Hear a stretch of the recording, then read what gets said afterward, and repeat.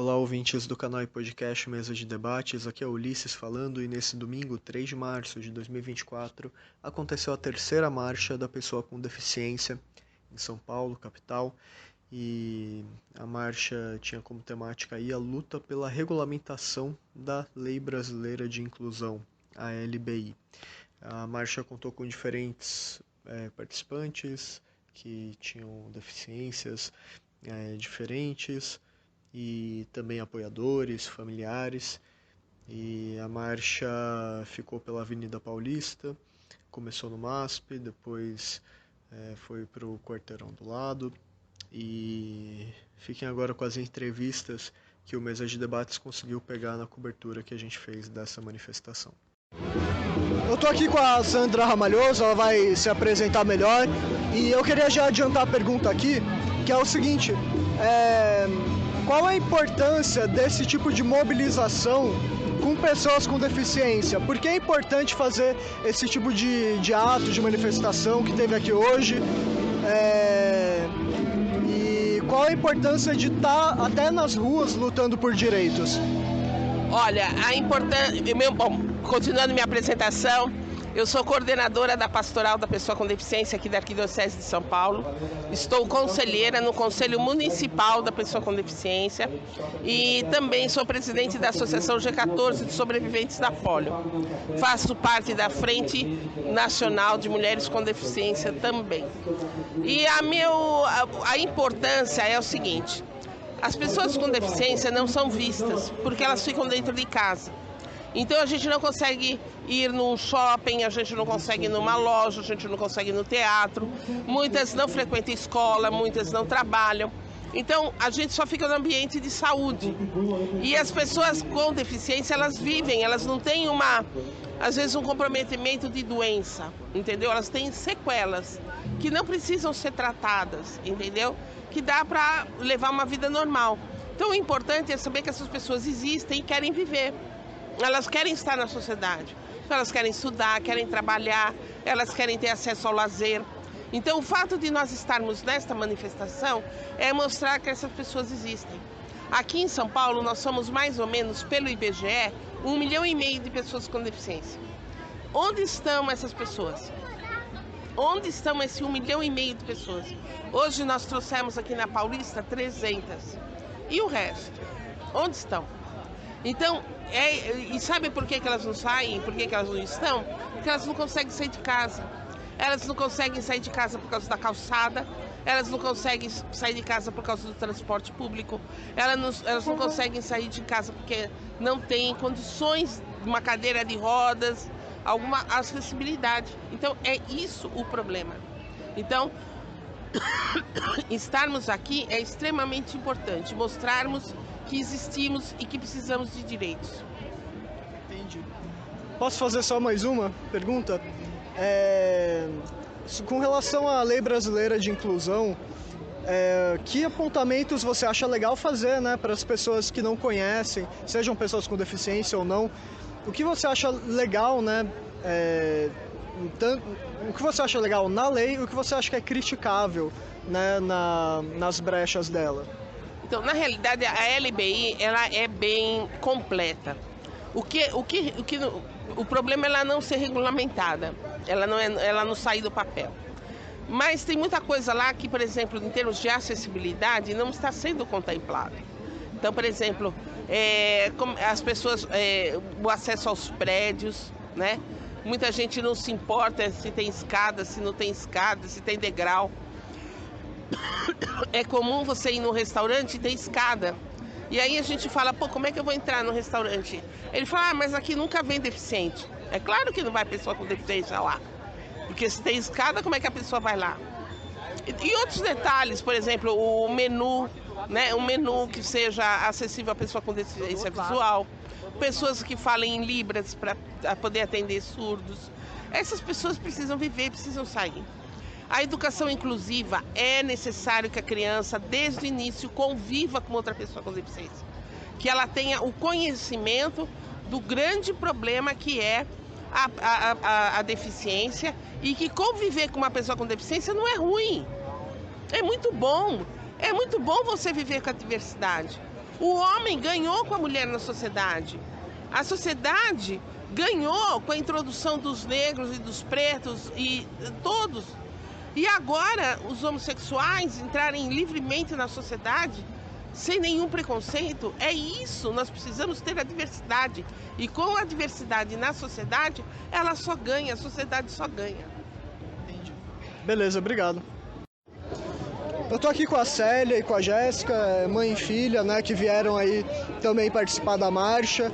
E eu queria saber, primeiro, o que vocês acharam, né, da marcha, da importância de estar aqui na rua reivindicando direitos, né, as lutas, e também o que vocês acham importante a sociedade saber sobre a questão das deficiências, das políticas para pessoas com deficiências.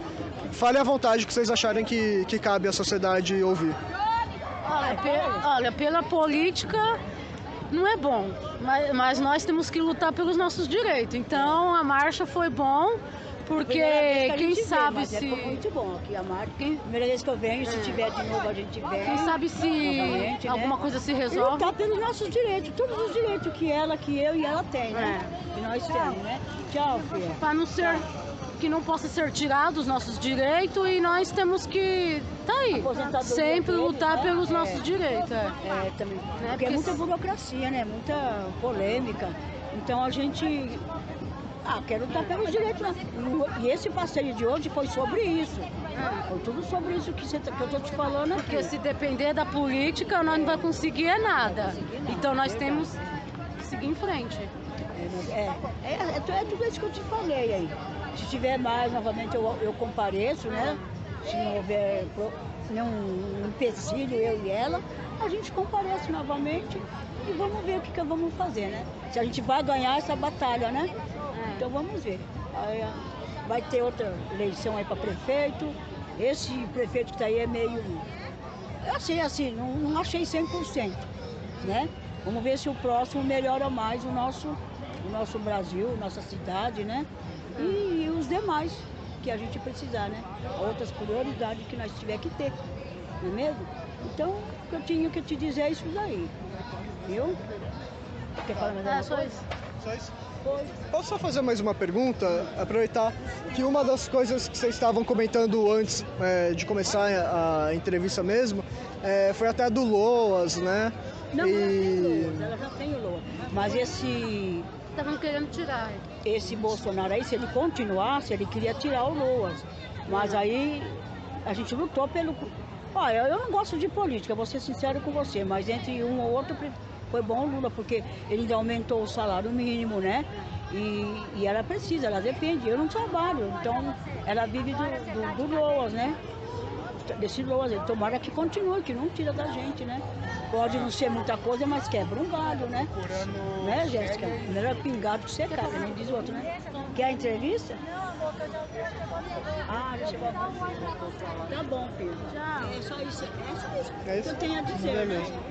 Se valer alguma coisa. Não, claro, com certeza valeu. Obrigado, gente. Tomara que essa entrevista vale a pena e que segue adiante, né? E que os políticos ouvem isso e cai pra real e tem a dó da gente e não tira os direitos que a gente tem. Sim, mas é isso mesmo, que aí vamos ver, né? Os direitos que ela tem. Não tirando pelo menos o Loas dela, tá bom? Não tirando é nada, né? Não tira nada. Os direitos que a gente tem, né? Tem direito. Mas, ele diz, se for para tirar outras coisas, eu prefiro que continue o Loas dela. Porque ela não tem condições de trabalhar, não tem como trabalhar, né? Então ela depende desse dinheiro que o governo dá, não é mesmo? Aí se tirar, lascou, né? Porque eu me aposentei, mas eu me aposentei por idade, que é um salário mínimo também que eu pego. E o dela já quebra o maior galhão, né? Graças a Deus eu não pago aluguel, tenho minha casa própria, mas vamos vivendo, né, filho? Até quando der, a gente chega lá, né? Tá bom? Tá bom? Tá ótimo. Obrigado, gente. Eu tô aqui com a Nana Roots, artivista, também faz aí arte, artista para pessoas deaf, para artistas deaf, aliás, desculpa. E eu queria saber qual que é a importância de que a arte seja mais inclusiva, inclusive para quem faz a arte, né, para os artistas. Quais são os caminhos que você acha importante colocar aqui para que as pessoas pensem de fato em como incluir as pessoas com deficiência nessa área de trabalho e não só trabalho. Boa tarde a todos, um prazer aqui estar podendo manifestar aí as nossas lutas. Mas é assim, a primeira coisa é cumprir com as leis que já estão em vigor no país. Nós temos o Plano Plurianual de Cultura, que deveria, no ano de 2025, apresentar uma cidade totalmente acessível. Termos a acessibilidade cultural nos teatros, nos centros culturais. E hoje o artista com deficiência, que é o artista DEF, ele não tem muitas vezes nem como se trocar, nem como se preparar para apresentar. Então, a pessoa com deficiência, ela não só faz arte, como ela consome arte. Então, é uma lei, nós estamos aqui gritando pela LBI, porque nós temos o artigo 6 que nos garante a acessibilidade, nos garante esse lugar, essa cidade e esses espaços. Então, lamentamos que temos que vir para as ruas para fazer cumprir uma lei que já existe e que infelizmente não foi regulamentada. Então, é sobre isso. A cidade é de todos. Então todos nós temos direito a ela. Meu muito obrigado. Eu que agradeço, valeu. Eu estou aqui com a Andréia, da Associação Brasileira de Cuidadores, uma das organizadoras da marcha. Se quiser comentar aí outras organizações, atividades que você faz, fica à vontade. Mas eu queria te perguntar, qual que é a importância de estar aqui, já é a terceira marcha, né, em defesa da LBI. Quais são os pontos da LBI que você acha importante a sociedade, principalmente quem não está nessa luta, entender, né? Tanto os pontos positivos quanto as críticas?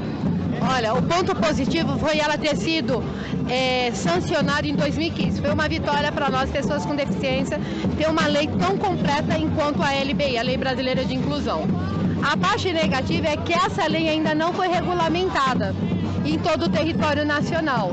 Então ficam se regulamentando por artigos. É um município aqui, outro município ali, um estado aqui, outro estado ali. Quando essa lei for regulamentada em todo o território nacional, eu, Andréia, pessoa com deficiência, e outras pessoas com deficiência vão se sentir segura. Porque hoje, mas é regulamentada no município tal. Beleza, mas eu não sou pessoa com deficiência só em um município, sou em todo o território. Onde eu estiver, até fora do Brasil, eu serei pessoa com deficiência e eu quero meu direito garantido, sem precisar tudo ter que mover processo no Ministério Público, acionar Ministério Público, acionar jurídico, acionar isso, acionar aquilo. Então, assim, nós queremos acessibilidade, educação, moradia, entre outros direitos. Então, essa é a nossa luta, essa é a nossa briga, porque ainda temos pessoas que brigam porque não conseguem pegar insumos na sua unidade de saúde básica, como fralda curativa ou coisas do tipo. Então, isso para nós é muito triste, porque a lei, como não está regulamentada, não diz quem pode cumprir e como deve ser cumprida. Aí cumprem quem quer e como quer. E aí nós ficamos como? A pergunta é, ficamos como? E posso te perguntar mais uma coisa? Eu acho que é importante a gente discutir deficiência, né? Aprofundar um pouquinho mais sobre o que é deficiência, porque muita gente não tem noção, né? Que tem estatísticas que dizem, por exemplo, que 1/4 da população brasileira tem deficiência, e a deficiência também pode vir com a idade, né? Então, eu queria que você explicasse um pouquinho melhor, para quem está muito por fora da discussão, o que é deficiência, o que é capacitismo, que pontos são chave para a pessoa começar a entrar na discussão. Olha, a gente... assim, falar o conceito de deficiência é um pouco complexo. O que eu posso te falar, assim, as pessoas têm ideia que deficiência é só aquelas que as pessoas nascem. Má formação, ou deficiência intelectual, ou autismo, ou coisas do tipo. Não. Em algum momento da vida, as pessoas podem adquirir um tipo de deficiência, que pode ser física, mental, ou as invisíveis, que a gente fala, TDAH, entre outras, que você pode desenvolver ao longo da sua vida. E como você bem colocou, conforme a idade chega, você pode ser uma pessoa idosa, não ter uma casa adaptada e de repente você escorregar no seu banheiro, sofre um acidente que pode vir te tornar uma pessoa com deficiência. Entendeu? Quanto ao capacitismo, é aquela questão, achar que nós, pessoas com deficiência, não somos capazes ou somos heróis. Nossa, que legal, você com deficiência faz faculdade. Nossa, você com deficiência trabalha. Nossa, você é um guerreiro. Não, eu não sou um guerreiro. Como toda pessoa, como todo e qualquer indivíduo, eu sou fruto do meu trabalho. Eu tenho a minha subsistência através do meu trabalho. Então, eu preciso existir, então, como qualquer indivíduo. Então, não é o capacitismo, eu sou herói e trabalho porque eu sou herói mesmo com deficiência. Não. É porque, como todo e qualquer ser humano, com ou sem deficiência, que precisa trabalhar para sustentar, nós, pessoas com deficiência, também precisamos trabalhar e nos sustentar. Beleza, obrigado, viu? Eu estou aqui com a Rosana, do IPDA, e eu queria saber, você que trabalha com deficiências e que tem uma filha que é PCD também, né? Eu queria saber o que você acha importante pontuar sobre a falta de acessibilidade e outras questões aí em torno da deficiência. Então, a falta de acessibilidade, assim, eu fico muito triste, muito chateada, porque assim, em São Paulo falta muita coisa ainda, porque até para andar pelas ruas a gente vê como é difícil. Aqui foi uma pauta dos elevadores também, a gente tem esse problema com o elevador, se não está funcionando, aí a gente fica dependendo de um terceiro vir ajudar, e às vezes não é no nosso tempo, é no tempo deles, então isso atrapalha bastante, sabe? Nem todo lugar, aqui em São Paulo, que eu possa estar levando minha filha, que tem inclusão, que é acessível, nem todos os lugares, né? A gente luta para isso, porque tem que ter, é muito importante, porque igual falou hoje aqui na pauta, tem deficiente que ele é independente, ele sai para a rua para trabalhar, ele sai para a rua para se divertir, ele sai para a rua para viver a vida dele, e ele não pode encontrar para lá na frente esses obstáculos que tem, né? Então, eu acho muito importante ter muito mais acessibilidade, outros lugares, outras cidades que a gente queira estar visitando, ter essa acessibilidade, né? Então, falta muito dos poderes públicos ver esse lado para a gente, né? Até mesmo em escola também. Não é qualquer escola que a minha filha pode estudar, a escola tem que ter acessibilidade. E hoje em dia, isso é importante, é uma lei, então nem todo mundo conhece a lei, tem o descaso, sabe? Então, essa palavra empatia nem todo mundo tem, sabe? Então, falta muita coisa ainda. O mundo ainda tem muita deficiência e ele é deficiente. E ele colabora para isso, sabe? Ele não luta para assim, melhorar. Não, ele se acomoda. Então, a gente está aqui para mostrar, saímos hoje, teve essa passeata, a gente está lutando, nossa voz aqui na avenida, para aqueles que não falam, para minha filha que é múltipla, para as doenças raras também, né, para os autistas. Então é muito importante e eu espero que daqui para frente esteja mais luta como essa, tá bom? Que é bem importante. Entendi. Posso só mais uma pergunta? Você comentou agora há pouco, né, antes da gente gravar, que às vezes você vai para outra cidade, por exemplo, e não tem acessibilidade, você falou do custo das coisas, né? Você quer aprofundar um pouquinho mais esses temas? Sim, ó, você vê, né? Eu hoje em dia, para mim, tá viajando com a minha filha, querendo conhecer outras cidades, eu tenho que pesquisar muito, porque não é fácil. Às vezes eu acho um lugar que é acessível, mas o hotel que seja mais próximo não é. Não está preparado, não é, que eu ligo lá para saber, não é. Então essa parte também tem que ver, né? Tem que ser mudada, tem que estar pensando neles, né? Essa logística de hoje, quem trabalha com isso tem que pensar nessa acessibilidade, né? Vou te dar um exemplo aqui. No final do ano, eu gosto de levar minha filha no shopping para ver o Papai Noel. Levei num shopping que ele não tinha acessibilidade. O acesso até o Papai Noel não passava uma cadeira, né? Porque eles não pensaram nisso. Então eu acho que tem que parar, pensar, reviver, porque o mundo é feito de deficiências também. Seja ela motora, seja ela visual, seja ela intelectual, né? Seja ela qual for a deficiência. Então o mundo tem que olhar diferente, não só porque eu tenho uma filha com deficiência, que agora para mim pode explicar, que eu vejo com outros olhos. Não. é muito mais difícil até para mim, né? Então essa parte de outros lugares, seja uma cidadezinha do interior, menor que seja, ela não está preparada para receber uma quantidade de deficiente. Ela não está preparada para isso e nunca foi pensado. Por que será? Né? Então tudo isso tem que ser mudado. A gente luta para isso, para ser mudado essa questão, sair do papel, ou sair também da mente das pessoas, né? Para eles olhar com outros olhos, olhar com o olhar do deficiente, se pôr no lugar deles, olhar com o olhar de um cadeirante, porque ninguém está livre. De um dia para o outro está numa cadeira de roda, né? Então a gente tem que mudar isso. Então por isso que a gente luta. Vai ver se ficou bom. É isso, ficou ótimo, obrigado. Eu estou aqui com o William de Jesus Silva, da Abraça e também de outras organizações, se você quiser apresentar. E eu queria saber, primeiro, qual que é a importância dessa manifestação aqui, conscientizando as pessoas sobre a LBI, o que é a Lei Brasileira de Inclusão, e quais são os pontos que vocês acham importante colocar, tanto positivos quanto de críticas às leis de inclusão que a gente tem. Bom, em primeiro lugar, você pode me chamar de Will se quiser, ou de William JS, para ficar mais fácil e abreviar meu sobrenome. Mas enfim, além de ser da Abraça, né, eu sou diretor de comunicação da Abraça, eu sou também um dos fundadores do Instituto Vidas Negras com Deficiência Importam, que é o VNDI. E agora, semana passada, eu fui eleito segundo tesoureiro do Sindicato dos Servidores do Ministério Público de São Paulo. Eu sou também do Partido Socialismo e Liberdade, que é o PSOL.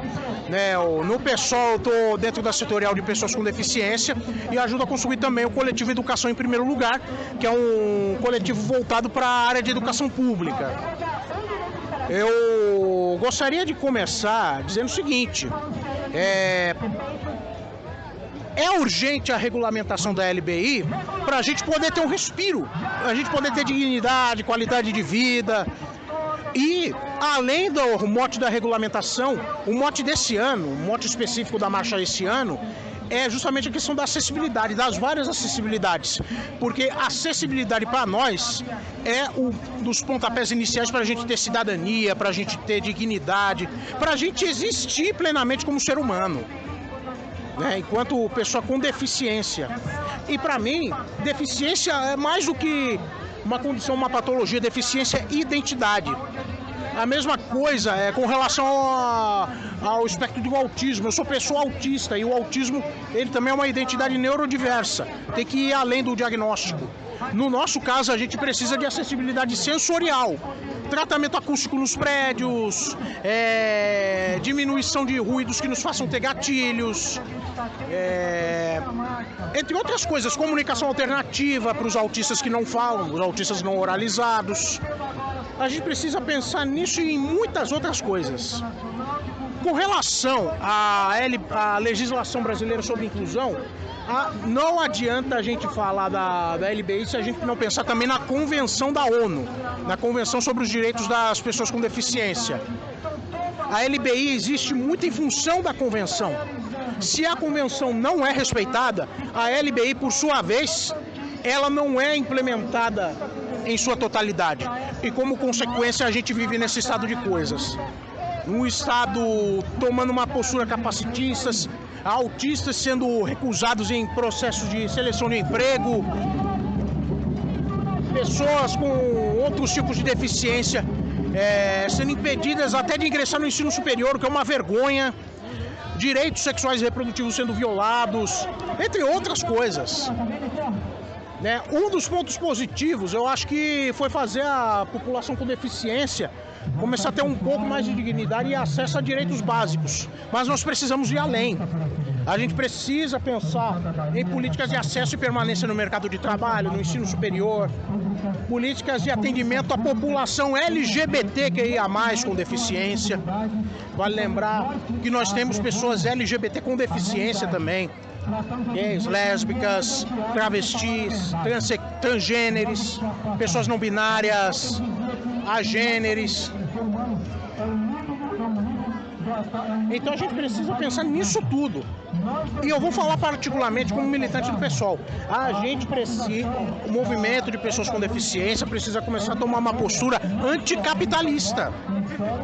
O movimento PCD precisa passar a ter uma postura anticapitalista, porque o capitalismo, ele é o gerador central, ele é a estrutura que sustenta as outras opressões.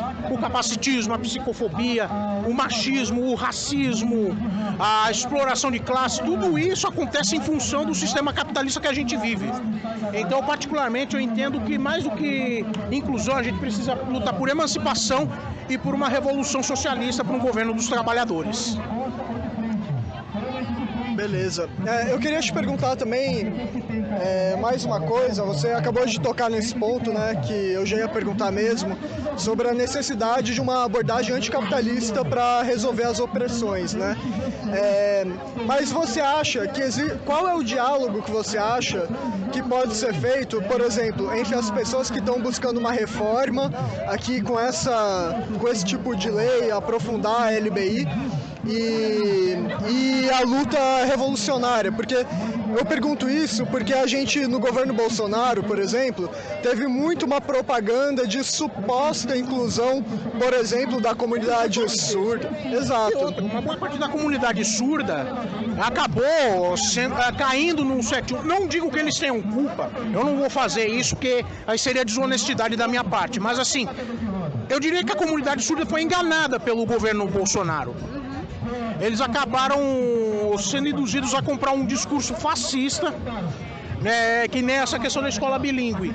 O correto era ter universalização do ensino de Libras, sabe? Universalização do ensino de Libras, uso de comunicação alternativa, uso de tecnologias assistivas. Essa é uma das bandeiras que a Abraça defende, inclusive.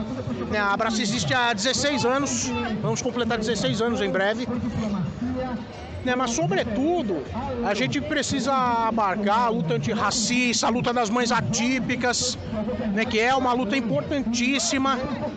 Mas, sobretudo, para a gente poder fazer esse diálogo em direção ao movimento revolucionário anticapacitista e anticapitalista, a gente precisa fazer formação.